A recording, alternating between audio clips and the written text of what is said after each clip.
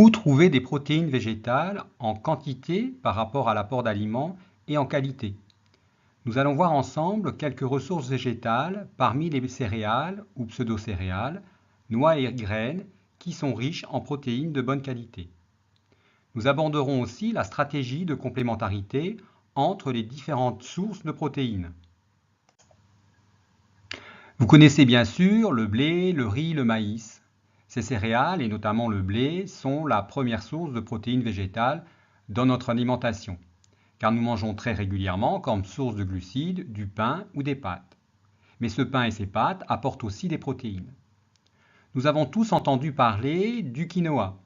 Le quinoa n'est pas une céréale sur le plan botanique, c'est une plante herbacée de la famille des Coeniopodaceae, comme la betterave ou l'épinard. La graine, très petite, a une teneur en protéines supérieure à celle des céréales, de l'ordre de 16 à 18% par rapport à la matière sèche. Mais vous savez maintenant qu'il ne faut pas seulement regarder la quantité de protéines, mais aussi la qualité de la composition en acides aminés et la digestibilité. Ce tableau présente la comparaison des profils d'acides aminés essentiels de différentes graines avec les recommandations de la FAO, recommandations qui sont toujours données pour des enfants scolarisés, c'est-à-dire de 3 à 10 ans. C'est exprimé ici en grammes d'acides aminés essentiels pour 100 grammes de protéines. On voit que pour la lysine et pour la méthionine, le quinoa permet de satisfaire aux recommandations de la FAO, et ça pour tous les acides aminés. On pourra donc qualifier le quinoa de lysine plus, c'est-à-dire non déficiente en lysine, et de méthionine plus, non déficiente en méthionine. À cet égard, on peut regarder que les céréales classiques, maïs, blé et riz, sont, elles, déficientes en lysine. Autre graine peu présente dans nos assiettes, c'est les graines d'amarante. Cette plante, de la même famille que le quinoa, plus connue dans nos jardins sous le nom de queue de renard, fournit aussi une petite graine dont la composition en acides aminés essentiels est intéressante. On a donc des teneurs en lysine et en méthionine plus cystéine qui sont comparables à celles du quinoa et qui répondent là aussi aux recommandations de la FAO. En comparaison, on a ici le blé qui est toujours déficient en lysine, bien sûr.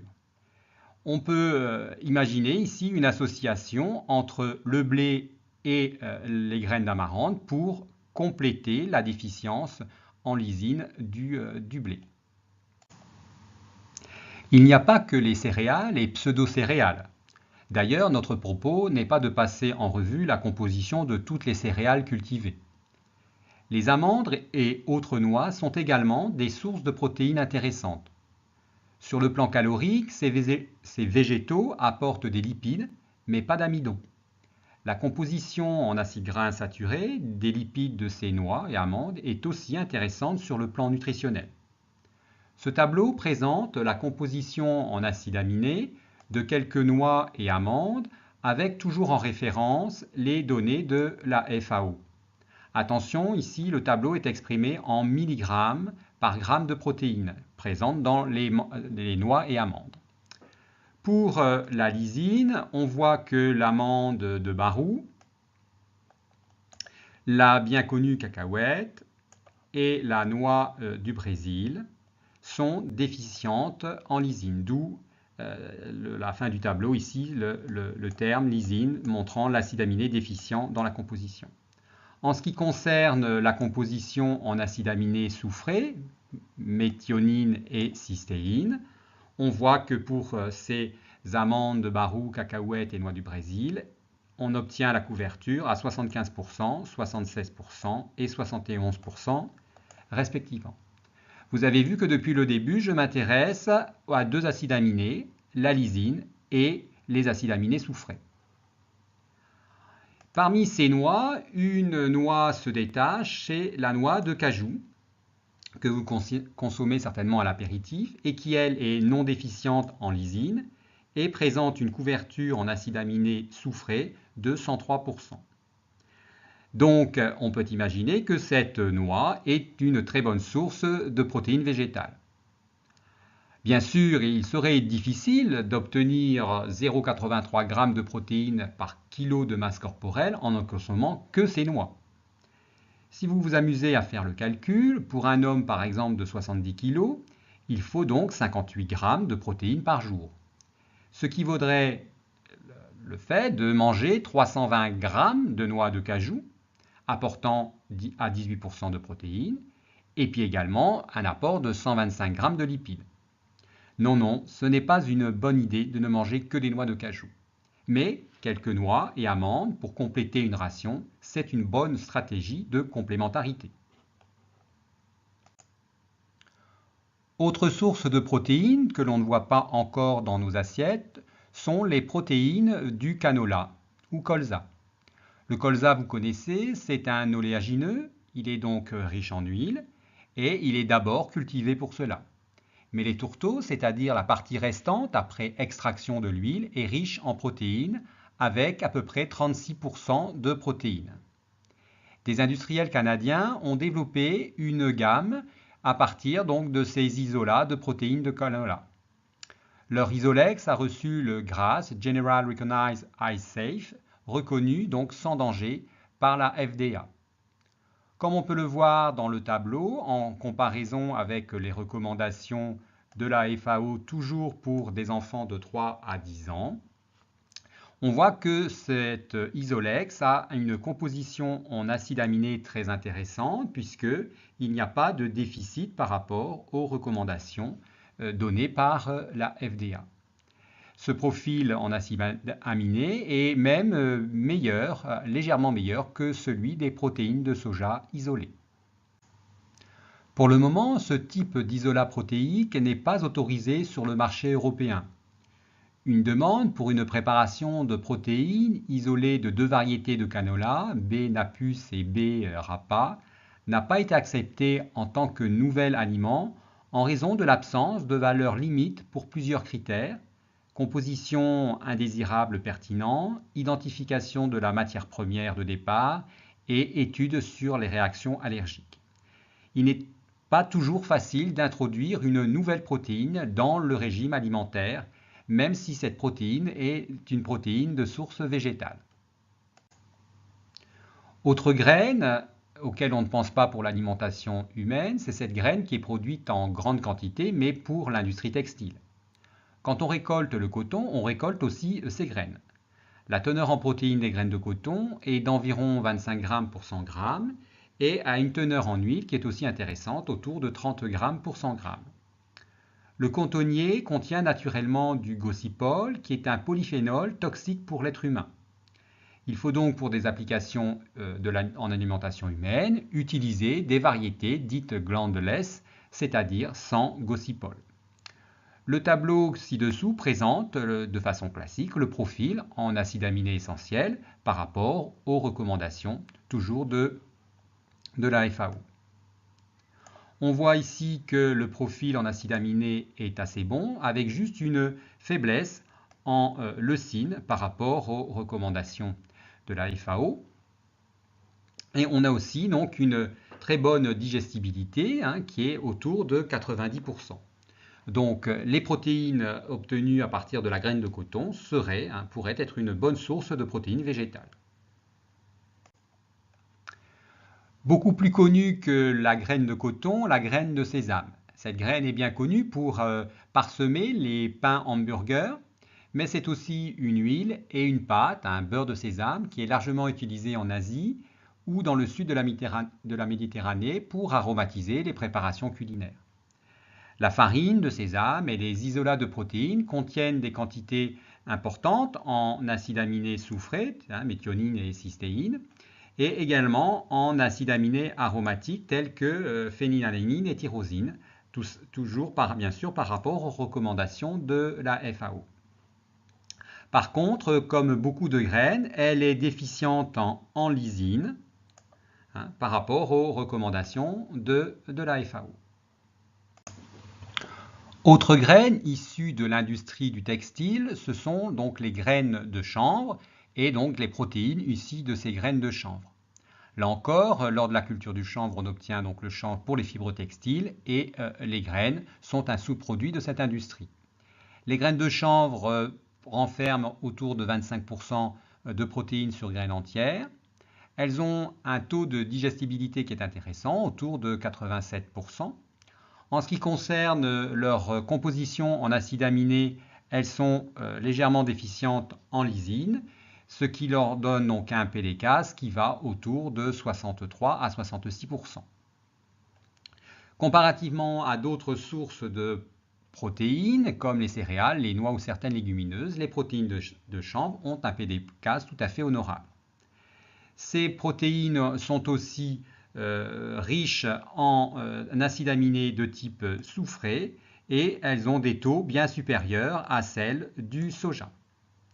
Donc les protéines de chanvre ou la graine de chanvre est donc une graine qui a des propriétés nutritionnelles qui pourraient être intéressantes. Je vous propose de revenir sur les légumineuses à graines. Comme nous l'avons déjà évoqué, la digestibilité des protéines de légumineuses est moins bonne que celle du blanc d'œuf ou de la caséine. Ici est représenté donc les PDCase et on a ici la caséine, pas de déficience en acides aminés et donc une bonne digestibilité, d'où un PDCase de 1. Donc on constate que pour l'ensemble des légumineuses, du fait de leur déficit en méthionine, nous avons plutôt des valeurs qui se situent autour de 0,5, excepté pour deux types de légumineuses. Ici, une variété de haricots blancs qui est plutôt presque 0,7 et ici, une des variétés de pois jaunes. Par exemple, si on s'arrête sur la composition en acides aminés essentiels chez le pois, on voit un taux en acides aminés soufrés qui est convenable par rapport aux recommandations de la FAO. Ici, un mélange méthionine plus cystéine de 23 mg par gramme de protéines qui correspond à la teneur recommandée par la FAO. Mais le pois est surtout riche en cystéine et il est déficient en méthionine. Un petit rappel, notre organisme est capable de synthétiser la cystéine à partir de la méthionine, mais pas l'inverse. Donc le pois est une graine qui est déficiente en cystéine, mais elle a une teneur en lysine qui est intéressante, donc lysine plus et méthionine moins. On voit ici, comme toujours, que la lecture des compositions, même à un niveau très fin, dans une lecture des scores en acides aminés, peut être biaisée. Vous l'avez remarqué, par commodité, méthionine et cystéine sont mélangées et additionnées. C'est le cas aussi pour les acides aminés aromatiques avec phénylalanine et tyrosine. Il faut donc toujours être vigilant quand on compare des tableaux et des données chiffrées. Autre information dans ce tableau, que se passe-t-il entre une farine de pois ou complet et une des protéines isolées sous terme de globuline? On constate que sur la composition en lysine, il n'y a pas beaucoup de pertes lorsqu'on purifie une fraction des protéines de type globuline par rapport à l'ensemble des protéines de pois. Par contre, en ce qui concerne la méthionine cystéine, on a une perte importante. Donc dans la protéine isolée de globuline, on a encore moins d'acides aminés soufrés. Comme nous venons de le voir, la composition en acides aminés des différentes sources de protéines végétales peut varier et on peut avoir donc des déficits en plusieurs acides aminés, mais souvent le couple lysine et acides aminés soufrés. Depuis longtemps, dans les différentes cuisines du monde, on connaît l'association des graines présentant des compositions en acides aminés essentiels. Et ce savoir est bien sûr bien antérieur à la connaissance très fine des scores en acides aminés essentiels. Jouer avec la complémentarité des protéines végétales est donc la stratégie quand on veut utiliser ces protéines qui sont plus ou moins déficientes en acides aminés. Deux acides aminés sont fréquemment déficients dans les sources des protéines végétales, ce sont la lysine et la méthionine. La nature étant bien faite, si on peut dire, il est rare d'être déficient sur les deux acides aminés en même temps. Ainsi, il est tout à fait possible de jouer la complémentarité entre des sources qui vont être non déficientes en lysine et des sources qui vont être non déficientes en méthionine. On trouve donc un type de graine qui est limitante en lysine et suffisante en méthionine, c'est le couple L-M+. Pour ce type de graine, on a les céréales et graminées cultivées, le maïs, le blé, le riz, l'avoine, le seigle par exemple, d'autres graminées comme le sorgho ou une pseudo-graminée comme le sarrasin. En complémentaire de ce type de graines, on a donc les graines qui sont, elles, suffisantes en lysine et limitantes en méthionine, c'est le couple L+, M-. Dans cette catégorie, on trouve nos fameuses légumineuses, pois, pois chiches, haricots, lentilles, fèves, mais aussi la graine d'amarante. Dans les pratiques alimentaires traditionnelles, les repas principaux donc, comportent une paire constituée d'un L-, L+, et puis d'une autre graine qui est L+, M-. Ce qui va être le plus donc souvent représenté, c'est-à-dire une céréale et une légumineuse. Dans ce petit tour des habitudes culinaires du monde, on constate que la tradition associe la céréale ou un homologue de composition avec une légumineuse. En Europe, on a le porridge d'avoine avec le pois cassé. En Méditerranée, on a le blé sous forme de semoule associé au pois chiche. Enfin, en Inde, on a donc la céréale sous forme de riz associée à la légumineuse, lentilles et pois. Quelles que soient donc les régions du monde, ces associations sont souvent complétées par des légumes divers et d'autres graines riches elles aussi en acides aminés. Après avoir vu les associations gagnantes issues de l'expérience empirique des hommes, voyons les chiffres côté score en acides aminés et PDCAS.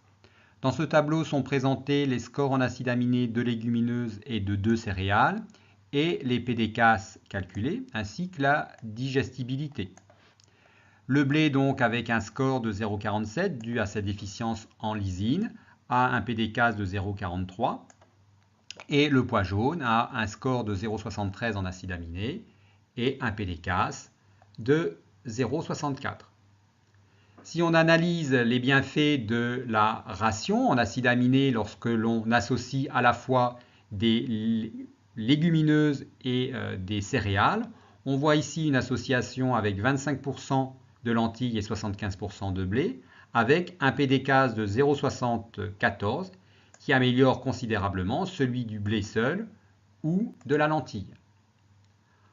Donc l'association par exemple d'un haricot noir avec bien sûr lysine plus et méthionine moins, avec de la protéine de riz, le riz qui est elle lysine moins et méthionine plus, on va avoir un PDCAS de 0,75 qui est là encore bien amélioré par rapport à celui du riz seul qui a un PDCAS de 0,5. Bien sûr, cette complémentarité ne permet pas d'atteindre le 1 du blanc d'œuf ou de la protéine de lait, ici la caséine représentée, mais il suffit d'apporter quelques autres graines ou alors un peu de lait pour combler cet écart. Si la complémentarité via les aliments vous semble trop difficile, on peut être tenté par l'utilisation des protéines concentrées ou plus encore isolées de la matière première de la graine. On obtiendra alors des matières protéiques végétales dites PMV. Pas de miracle, le profil en acides aminés est souvent le même que sur la graine ou sur la farine d'origine, voire légèrement inférieur en fonction des fractions de protéines que l'on obtient. Mais on a alors des poudres avec des teneurs en protéines qui peuvent aller de 30 à 90%. La digestibilité est parfois meilleure car les protéines isolées sont plus accessibles aux enzymes gastriques. Une directive du Codex Alimentarius datée de 1989 précise les choses sur ces matières protéiques végétales PMV. Ainsi, les PMV peuvent être utilisés pour améliorer la nutrition protéique de la population par l'augmentation de la teneur en protéines utilisables dans l'alimentation. Cela peut être en fait une augmentation de la teneur en protéines du régime alimentaire ou en améliorant la qualité des protéines dans le régime alimentaire ou alors la combinaison des deux. Il convient de noter que l'augmentation de la quantité de protéines et ou la qualité d'un aliment sera inefficace, bien sûr, si les besoins énergétiques de l'individu ne sont pas respectés. En général, l'objectif minimum de supplémentation et ou la complémentarité est d'augmenter la part des protéines assimilables de l'ordre de 20%. Pour un degré significatif de complémentation dans la qualité des régimes alimentaires pauvres en lysine par exemple ou en méthionine ou en tryptophane, la protéine complémentaire doit contenir donc au moins 5,8% de lysine ou alors 2,5% de méthionine plus cystéine ou alors 1,1% de tryptophane disponibles respectivement. Ce type de produit n'a pas d'équivalent sur le marché français car nous n'avons pas de problème de dénutrition dans notre population. Cette préparation, totalement issue des végétaux, est très présente en Amérique latine où beaucoup de régions souffrent de malnutrition ou dénutrition, surtout infantile. Ce produit, l'incaparina, est un mélange de farine de maïs, la céréale qui apporte donc les glucides, essentiellement avec 8% de protéines, mais qui est donc déficiente en lysine et riche en méthionine. Puis les autres sources de protéines, comme donc le soja, le sorgho, le coton, et des protéines dont je n'ai pas parlé, qui est des protéines issues de levure, donc la levure torula, à hauteur de 3%. Et l'ensemble de ces sources protéiques permet d'apporter le bon équilibre en acides aminés. Voilà. Ce produit est décliné pour les enfants, mais aussi pour les femmes enceintes, par exemple. C'est un produit 100% végétal, mis à part la levure, qui permet donc d'apporter tous les acides aminés essentiels et des protéines de bonne qualité et complémentaires. Ce mélange s'utilise avec de l'eau et un peu de sucre, il est ensuite cuit quelques minutes et il va être consommé comme nos boissons chocolatées du petit déjeuner, à la grande différence que cette boisson va apporter des protéines et bien plus que le lait et beaucoup moins de sucre aussi, ce qui est tout à fait bénéfique sur le plan nutritionnel. Pour conclure sur le sujet des sources de protéines végétales, le plus simple est de redécouvrir les recettes des cuisines du monde pauvres en viande qui associent une céréale et une légumineuse. On a vu que cette association est très répandue et qu'elle permet d'avoir un apport en protéines équilibré.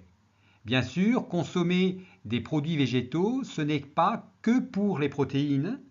Nous n'avons pas évoqué les fibres, les polyphénols, les vitamines et tous les autres micronutriments associés à la consommation des légumes en général. Enfin, différentes études ont démontré les bénéfices santé qui sont liés à la consommation des légumes divers et des légumineuses. Alors, mangeons des légumes et mangeons des légumineuses.